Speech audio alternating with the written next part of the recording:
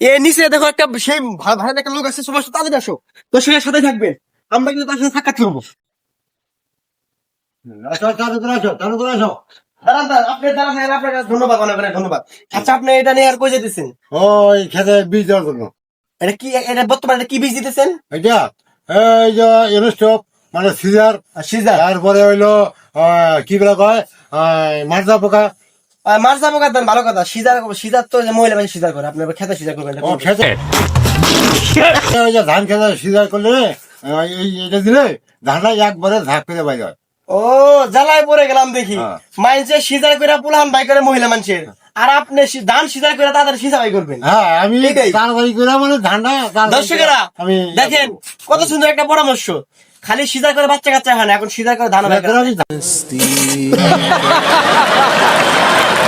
ধানও লম্বা করতে হবে এবং ধান একসাথে বাইরে হয়, একসঙ্গে ধানটা আপনি কাটা যায়। আপনি আমাদের সাথে কথা বললেন, আপনাকে অনেক অনেক ধন্যবাদ।